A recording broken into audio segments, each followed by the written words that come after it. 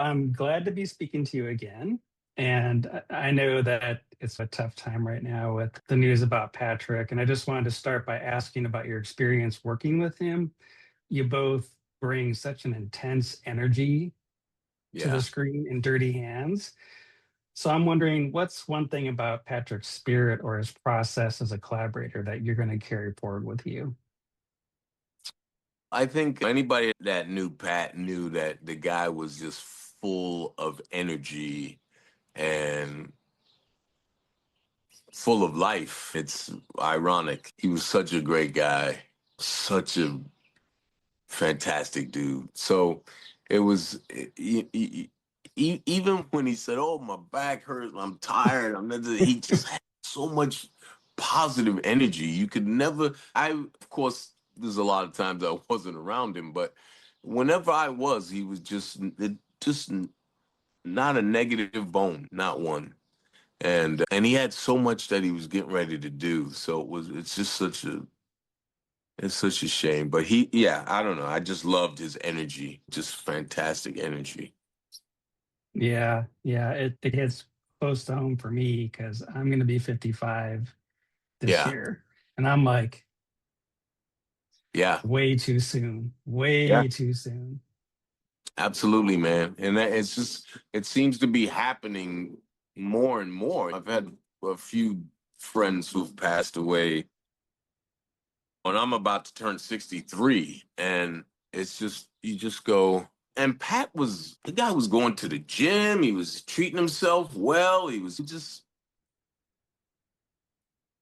you just have to enjoy every day, man, every day, because nobody knows when they go to sleep what's going to happen the next day. Mhm. You have no idea. You have hopes and dreams and thoughts and this and that, and you should have those and you should keep those strong and shoot for them.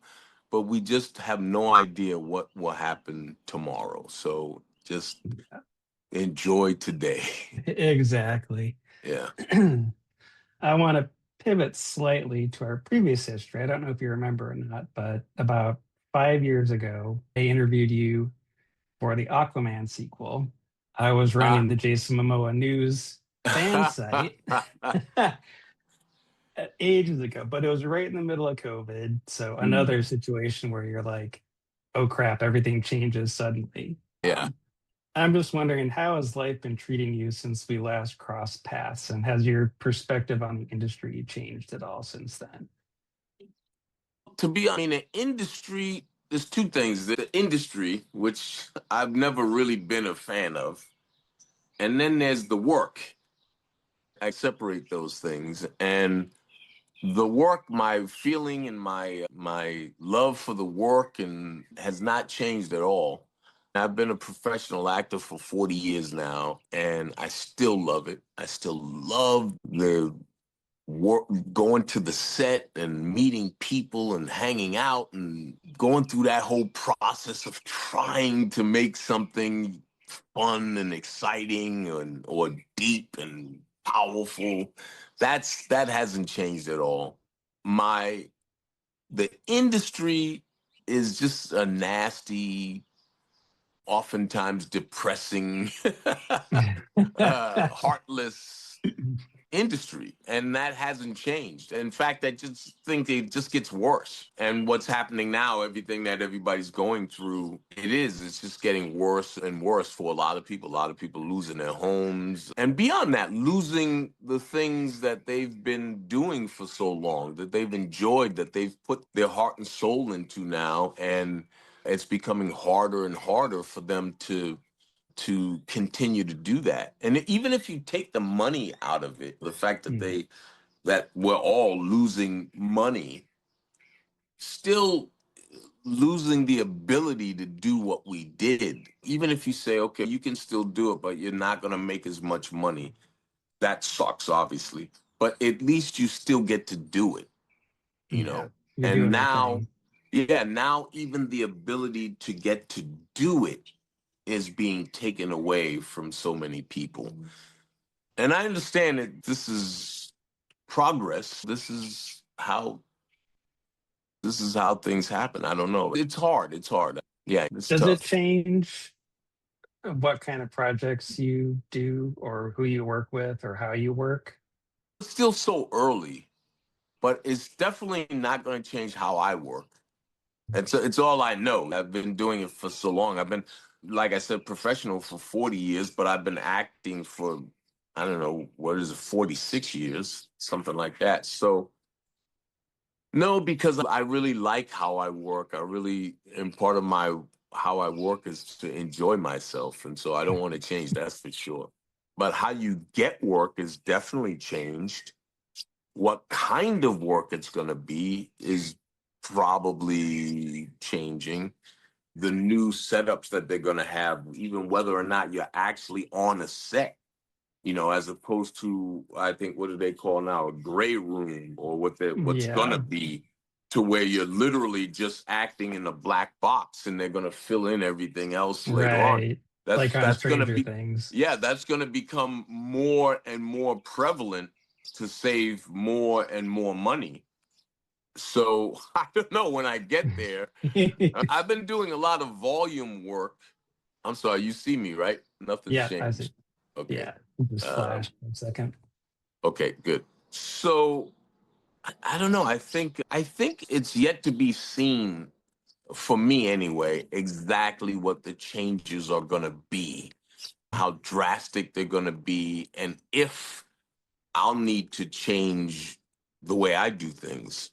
I can't imagine that it would change the way I work, but who knows what will be asked of us as performers in the future. I don't Right. know. I want to dig into Dirty Hands.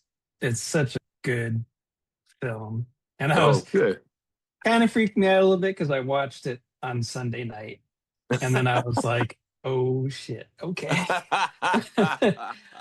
It's such a lean and mean, high stakes thriller. And your character, Dally, seems to be the one holding a lot of the cards. What was it about Kevin Interdonato's script that made you say, I need to play this guy?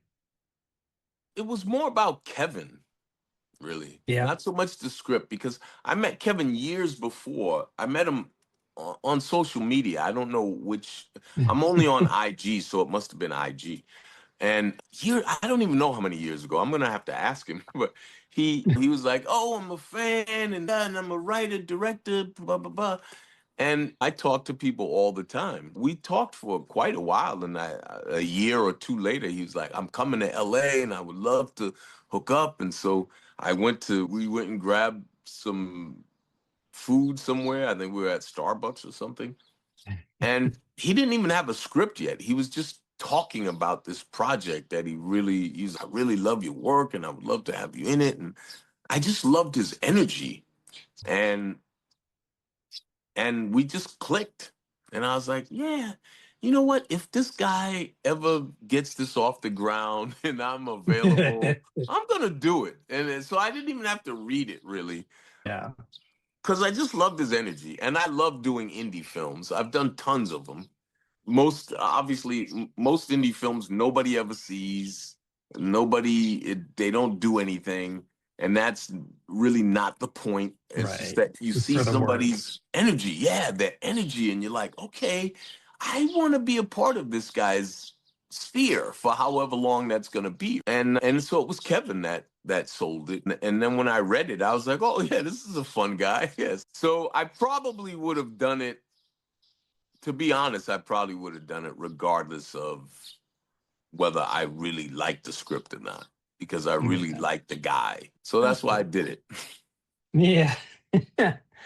So your look in this film is like so striking, and specifically that coat. Yeah. Like as soon as I saw that coat, it gave me super heavy like Shaft 1971 vibes, channeling that iconic Richard Roundtree energy. That's Was all that a Kevin. okay? Was that a conscious Yes, homage? very conscious. All Kevin. Okay, The cool, the cool. clothes, the car, even though you don't see the car much, but he spent a lot of time looking for the right coat. And he had a couple of choices, and he would send me pictures. And so we literally, that was our key to him. And we talked about if I would ever have it off. like when I would take it off, if I would take it off. I believe in the first scene in the office, The I believe it's Office. on the it's is it on me or is it on the coat? I The don't remember you ever taking it off. maybe it was on, yeah. I think because we definitely for him that was like this is the I need this Because it coat, you know. immediately tells you, like, this guy is a certain kind of guy. And he did, and he said 70s. He said 70s, that Yep. feel, that look. Even though it's not in the 70s, it was like that look and that feel. And he was really good about that with each character.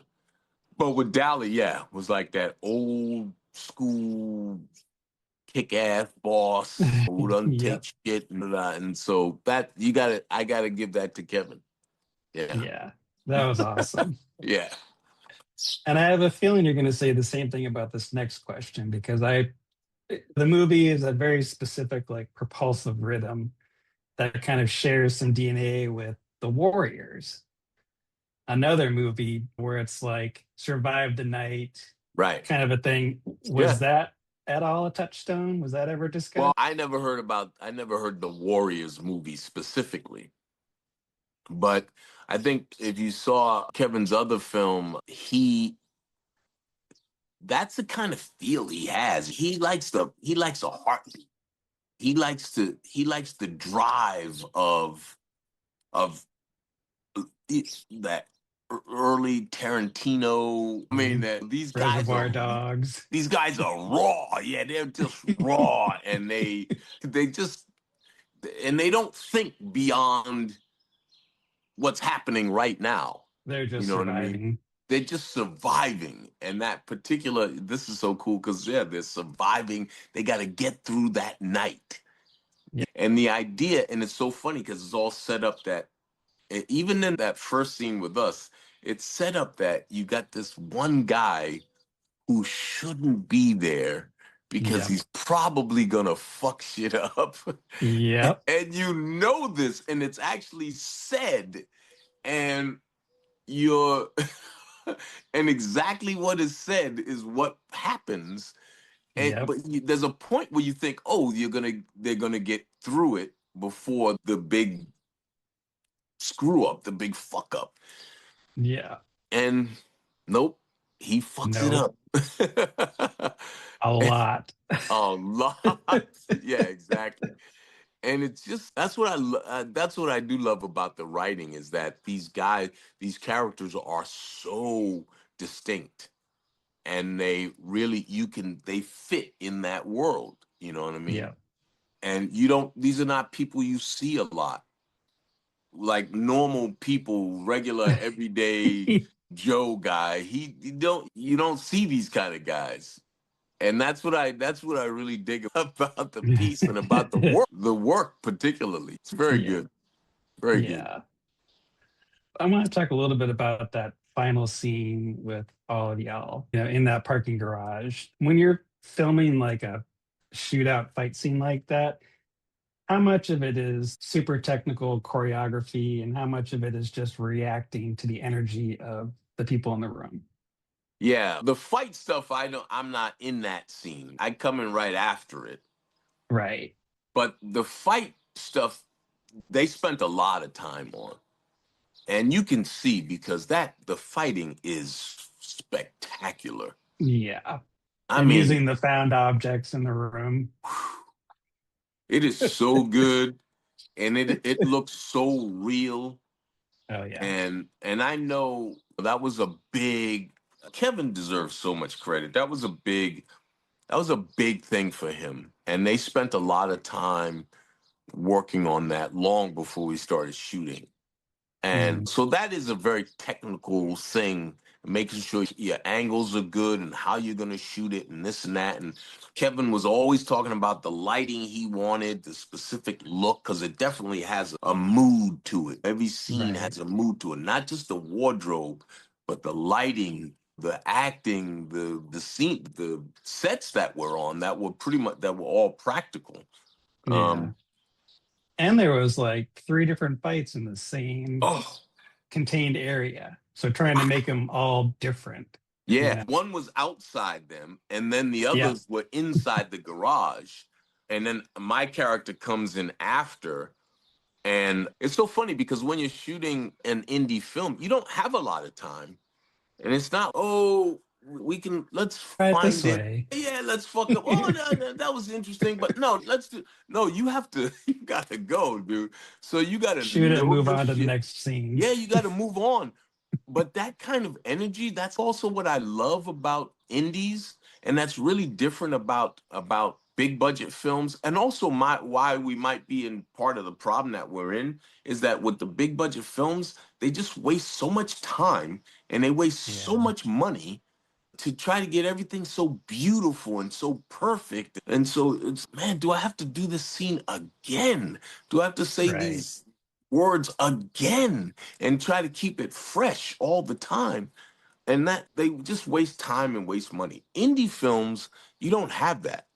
And so I think that's why in general, I don't want to just make blanket statements, but in general, you see much more raw performances in indie films because it is more immersive. It is more like, dude, we don't have time to fuck around, or we don't have time to just give it to me. And then it doesn't always work out, but the good ones, that energy, that urgency, that dude, I don't have time, that oftentimes benefits indie film. I'm gonna You know, need your best right now. right now, let's go, let's do it. Yeah. And if you're lucky, and a lot of times if I come on to an indie film, the one thing I really ask that we get to do is that we get to rehearse a little bit, to talk about shit and run scenes and see how it feels. And then because I know when we get in front of the camera, it's going to be, let's go, which is Yeah. fine. But let's be as ready and prepared and Yeah. as we can be. So we don't waste time. Yeah. So that time is used wisely. I'm sorry about Hmm. this bird, dude. He's right here. He's going I crazy. love it. No, I'm jealous, dude. I hearing that like bird sounds, and I'm like, it looks like so peaceful. Just sitting, chilling out It's a there wherever beautiful you day. are. I'm in LA. It's a beautiful day. Yeah. I'm in Huntington Beach, so I got sunshine too and birds, Oh so yeah. it's awesome. You know. I know, man. So I got just a couple of closing questions for you because I know we're coming up on time here. What is up next on your radar? Are there any upcoming projects or a specific genre that you're looking to dive into next? the I have a nice film coming out, a Gerard Butler film, and Jerry is like an action comedy, almost like a new Die Hard type movie with Jerry Butler and Hayley Atwell, Oh, uh, cool. who and both of them are just amazing people. So much fun. My man Omari Hardwick plays the main bad guy. And it's like it's like a Die Hard, but with firefighters and cops and we shot it all in Australia, but it takes place in New York. They literally shipped a big fire engine, a ladder engine from New York Oh, to wow. Melbourne, Australia, that we used often. Some exterior stuff, and we did a volume work so literally we're in the truck and we're on a sound stage where the volume is. They literally have, I don't even know what it's called, but kind of like screens all around the sound stages. And they were in New York and driving down 6th Avenue filming the streets and Okay. what's going Making on. it look like you're driving through New York. Yeah. So you have this Gotcha. volume, they call it a volume. I've done it before with cars. But because we were in a fire truck and because we're supposed to be in New York City, the volume was super high, like Right. High rises very and high. Yeah. So you could yeah. see all of it. And when you're in the truck, it's a weird experience to be sitting and watching it live. But when you Yeah. film it, you have no idea you're not on 6th Avenue driving down the street. Oh, So it's pre AI technology, but it's still It's been used for a few years. I remember I did it when we were shooting Monster, when we were shooting the Jeffrey Dahmer story. And I shot it a few times before that too. So it's going back a couple of years. But it's pretty shocking how good it is. But anyway, so this film is called Empire City.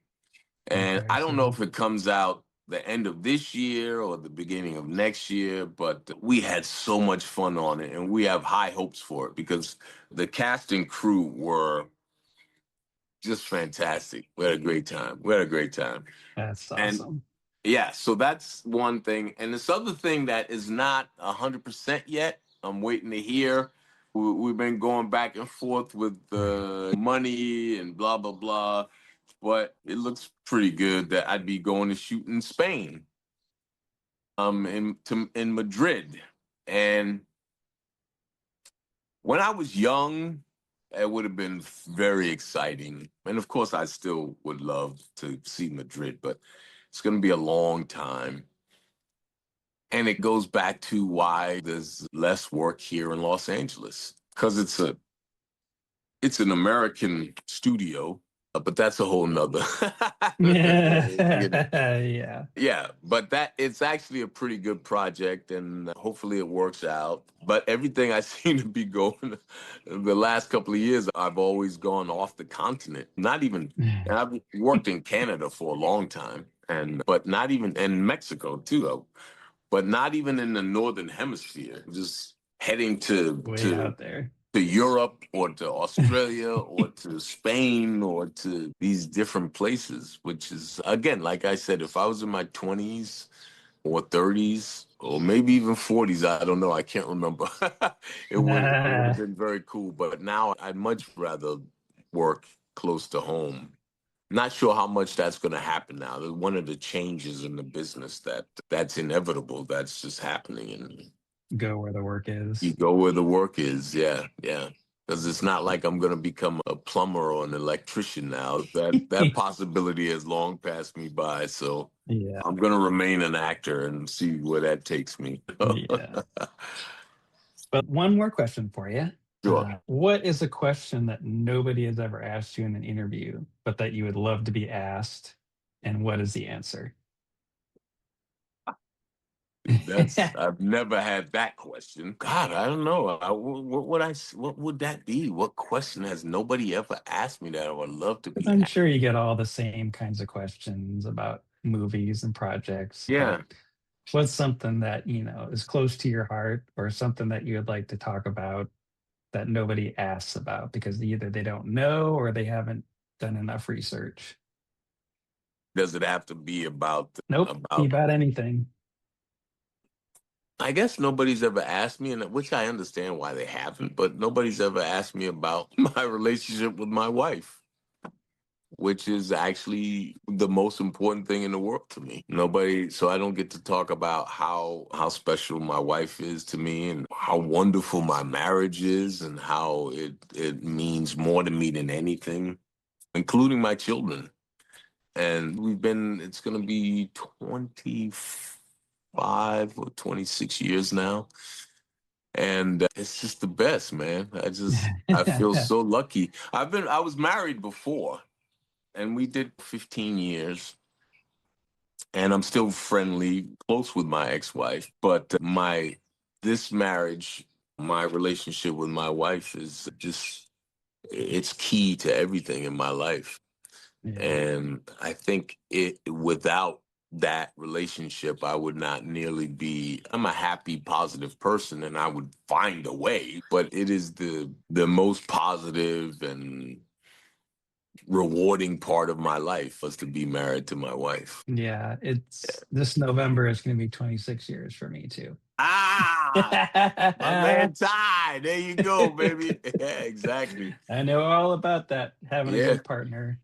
it's such an amazing feeling. I just Yep. wish everybody could feel it. Everybody doesn't, and it's not for everybody, but it's just amazing. Yeah. I appreciate your time today. It's been awesome. Great to see you again, man. Yeah, and I wish you much success with this film and with the other stuff you got going on. Appreciate it.